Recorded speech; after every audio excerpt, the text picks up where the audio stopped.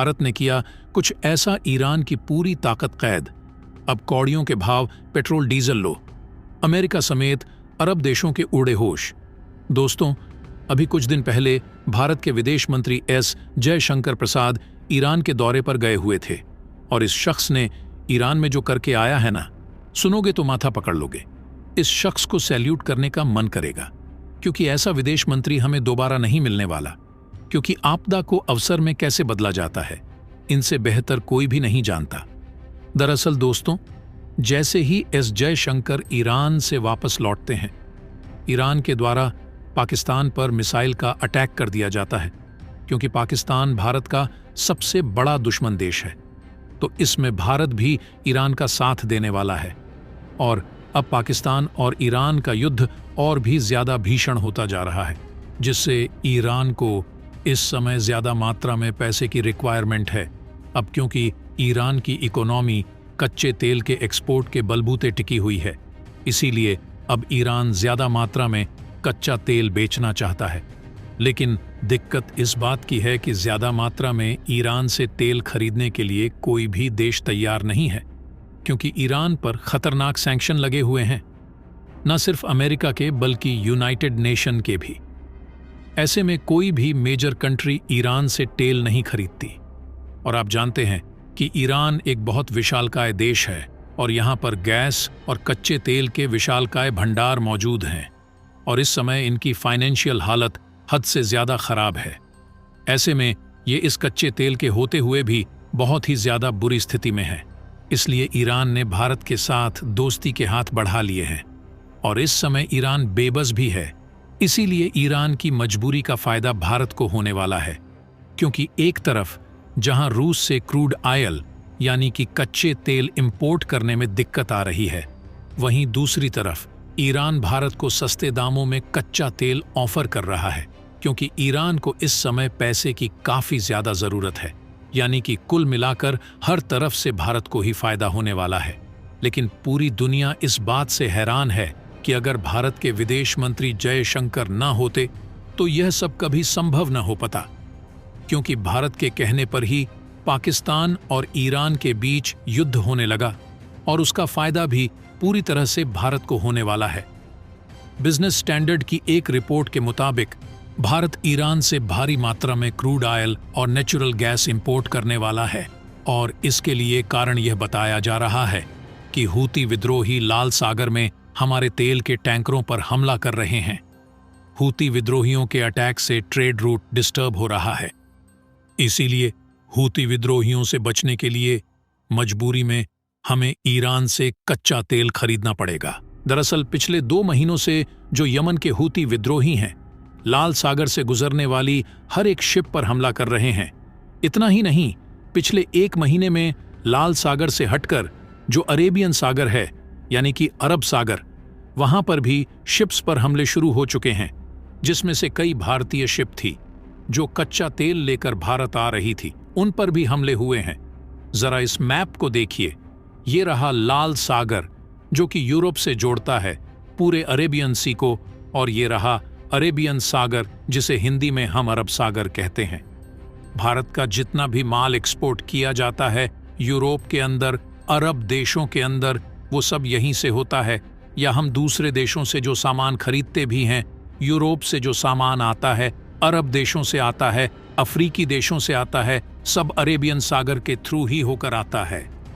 तो हमारे कम से कम 3-4 शिप्स को निशाना बनाया गया है और उन्हें अच्छा खासा डैमेज भी हुआ था, लेकिन इससे किसी की जान नहीं गई।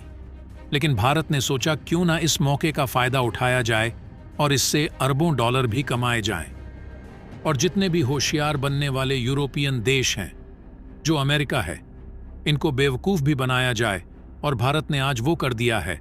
और ऐसा करने से अमेरिका और पश्चिमी देशों ने ईरान के ऊपर जो प्रतिबंधों लगाए हैं वह टूट जाएगा और ईरान को तेल बेचने में जो रुकावट आ रही थी वह खत्म हो जाएगी।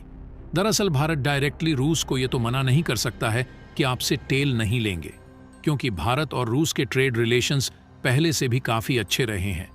यदि हम रूस से क्रूड ऑयल खरीदने के लिए डायरेक्टली मना करते हैं तो इससे भारत और रूस के ट्रेड रिलेशंस खराब हो सकते हैं और इससे भारत को भी भारी मात्रा में नुकसान हो सकता है। क्योंकि भारत की बड़ी बड़ी दिग्गज कंपनियां रूस में स्टेब्लिश है, जिसमें L&T जैसी कंपनी शामिल है। पिछले साल यानी 2023 में भारत ने रूस से $3.6 बिलियन के कच्चे तेल को इंपोर्ट किया है। इसके अलावा भारत से रूस को काफ़ी सारे प्रोडक्ट एक्सपोर्ट किए जाते हैं, जिसमें electronic components, vehicles, iron and steel, food product और केमिकल प्रोडक्ट्स शामिल है। इसमें सबसे ज़्यादा व्हीकल्स रूस को भारत से एक्सपोर्ट किया जाता है, क्योंकि गाड़ियों की कीमत काफ़ी ज़्यादा होती है। इसलिए रूस को व्हीकल्स का एक्सपोर्ट करके भारत भारी मात्रा में रेवेन्यू जनरेट करता है। और वहीं रूस से भारत को इंपोर्ट की बात की जाए तो भारत रूस से केवल क्रूड ऑयल और नेचुरल गैस भारी मात्रा में सस्ते दामों में इंपोर्ट करता है। यानी कि यह साबित करता है कि भारत और रूस के रिलेशन काफ़ी अच्छे हैं और इन दोनों देशों का बायलैटरल ट्रेड बढ़ता ही जा रहा है, और इसीलिए भारत रूस से क्रूड ऑयल इंपोर्ट को डायरेक्टली नहीं रोक सकता, जिसके कारण भारत ने रूस को यह बहाना बनाया कि हूती विद्रोहियों के अटैक के कारण हम आपसे कच्चे तेल इंपोर्ट नहीं कर सकते, और अगर हूती विद्रोहियों का अटैक रोकना है तो अमेरिका और रूस मिलकर इजरायल और फिलिस्तीन का युद्ध बंद कराएं। और जब तक हूती विद्रोही मर्चेंट शिप को टारगेट करते रहेंगे, तब तक हम रूस से कच्चे तेल इंपोर्ट नहीं कर पाएंगे। यानी कि मौके पर छक्का मारते हुए भारत के विदेश मंत्री ने गजब का दिमाग लगाया है, और इस समय भारत रूस के बजाय ईरान से भारी मात्रा में क्रूड ऑयल और नेचुरल गैस खरीदने वाला है, जिसके लिए कमाल की बात यह है कि ईरान और पाकिस्तान के बीच युद्ध होने के कारण ईरान सस्ते दामों में भारत को कच्चा तेल देने के लिए तैयार है।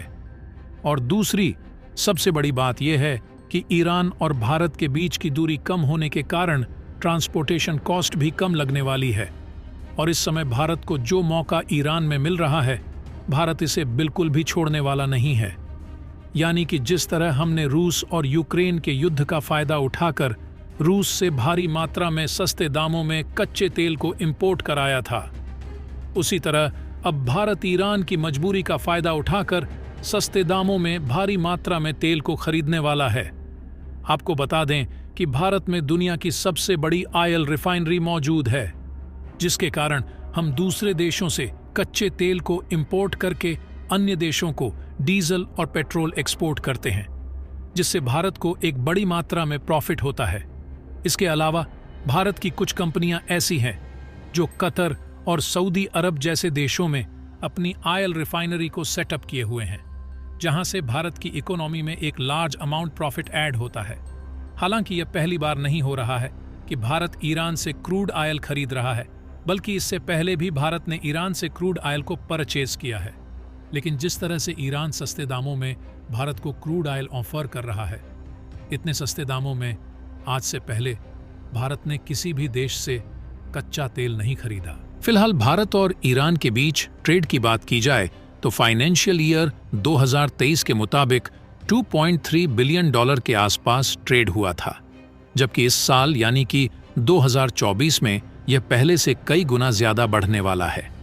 बाकी आपको क्या लगता है कि भारत जिस तरह से कर रहा है, यानी रूस के बजाय ईरान से तेल खरीदने जा रहा है, इससे क्या भारत और रूस के बीच रिलेशन पहले जैसे मजबूत बने रहेंगे या इसमें दरार आ सकती है?